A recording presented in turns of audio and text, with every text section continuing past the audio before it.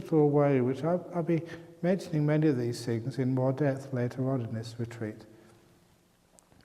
But years ago, I recognized that there were two parts to the mind. And of course, this is taught by the Buddha, the two types, what he called vijnana, the consciousness, and the sankhara, which is the doing, the active part of the mind. So half of your mind is very active, planning, wanting, doing, thinking, initiating reactions. That's the active part of the mind. And the other half of the mind is a passive mind. It just knows. It can hear my voice, it can see, it can feel the body, it can even know the thoughts. It's the passive part, which just receives the information. What I call, for want of a better word, the knower. And the active mind I call the doer. And when you notice those two halves of the mind, you probably will recognize that most of the mental energy is used up by the doing mind. Always active, always thinking, always going somewhere, always something more to do, always consumed by so much business. So much so, there's hardly any energy left for the knower. The first part of the energy always gets taken by this doing mind. So much so that the knowing mind, consciousness, or if you want a better word for it, mindfulness, has got such a weak amount of energy, which means it's very dull. So a lot of times people think they're aware, but they're not. They're living in a cloud. It's not enough power to it. Just like those old flashlights I used to have years ago in Thailand. The batteries were so dead, you could hardly see with them. And when you're lucky enough to get a new pair of batteries, it's amazing just how bright that flashlight could be. Just like most people's minds. The batteries inside your mind are so dead, simply because you've been doing so much. You're worn out. The mindfulness is very weak. But what happens in meditation? We don't encourage the doing mind. We just let things be. We don't react. We don't want. We don't crave. And after a while, the energy starts to come back into mindfulness. Remember, the energy can go two ways. It can go in reacting, doing, thinking, struggling, striving, or it can just go in just being aware without reacting. And after a while of doing letting go, just allowing things to be, you'll find that the mindfulness starts to get more energy. You literally wake up. You get more aware. You know the word, the Buddha, what it really means, it's not the enlightened one. As everyone who knows Pali recognizes, the word Buddha means the awakened one. It's a very beautiful word, awakened. Basically, you've woken up. The mindfulness is strong enough, powerful enough, energized enough to see deeply into things. To understand what I mean, there's another simile which I like giving at the beginning of a retreat, because again, it gives you a very clear understanding of what I'm talking about, how important stillness is to be able to see deeply, to see clearly. It's a famous simile of mine because it was from a personal experience of living up here. For those of you who don't know, this is our retreat center. And just if you go outside of the gate of this retreat center, 500 meters, you find the gate of our monastery on the opposite side of the road. So I've been living in that monastery for about 28 years now. 28 years? Yeah, I think that's about right. 28 years we started that monastery. And for the first about 7 or 8 years, every time I went up and down the hill, down to the main road at the bottom of the hill, was always in a vehicle. But it happened one day, it was a beautiful spring morning. And that particular morning, it was a sunny day, I had plenty of time. And so I decided to get out of the car and walk up that hillside. It was the first time in 7 years of living here, I walked up the hill instead of being driven in a car. And as I was walking, it was a very strange experience because I could not recognize my surroundings. It was as if I was walking up that hillside for the very first time in my life. And that surprised me because it was 7 years I've been living here.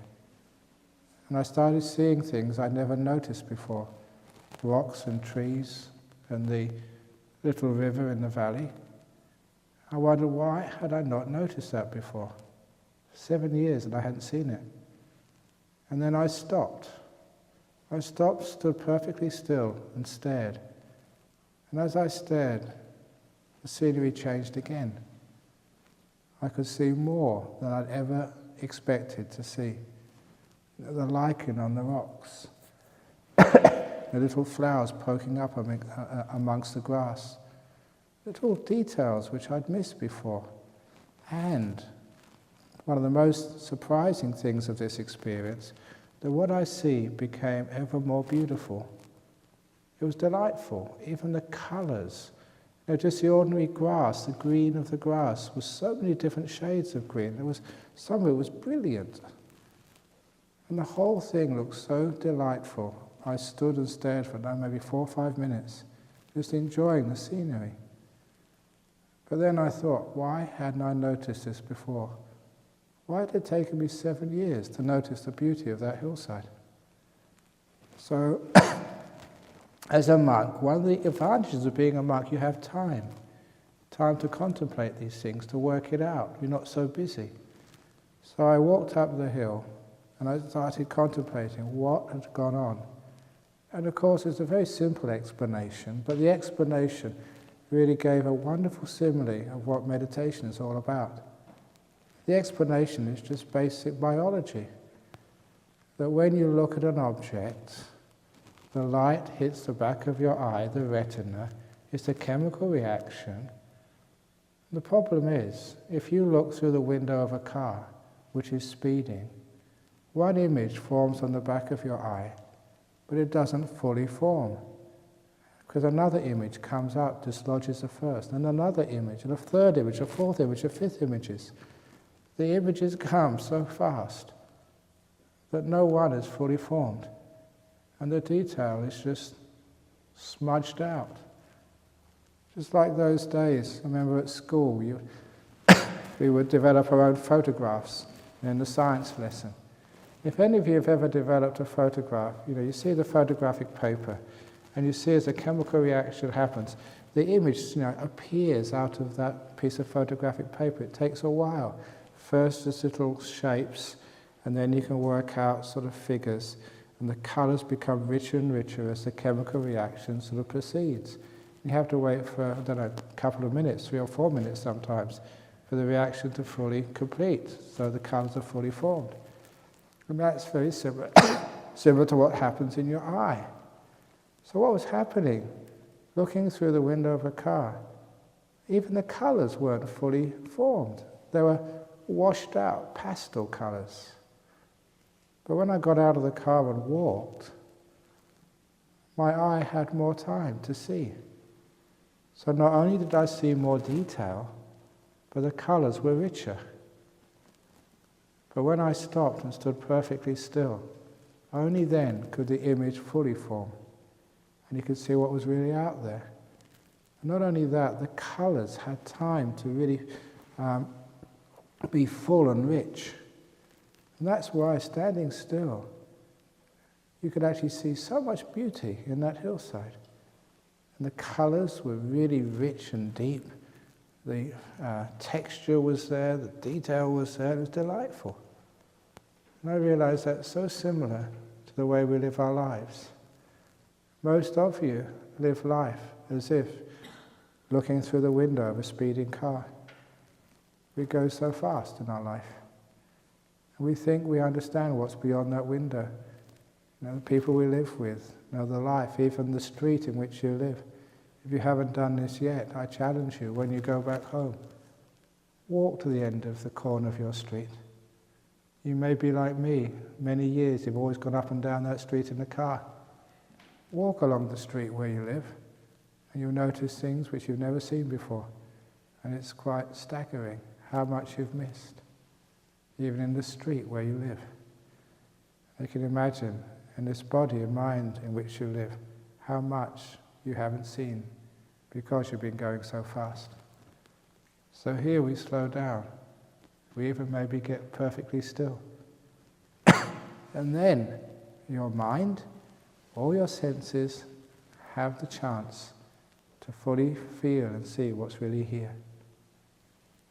That's where things not only get deep, you have more insight, more powerful sensory impressions, but also it becomes very beautiful. This was one of the unexpected benefits, to me anyway, of meditation.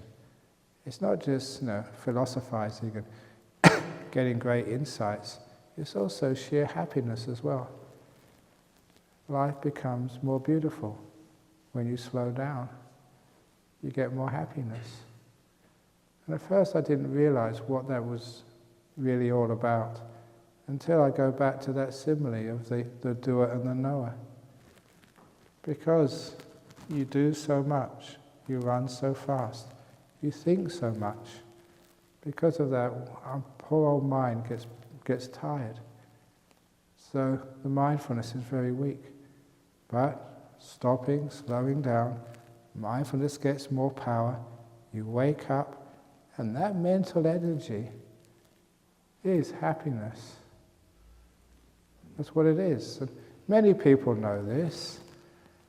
You get up in the morning and you're not worth talking to until you've had your first cup of coffee.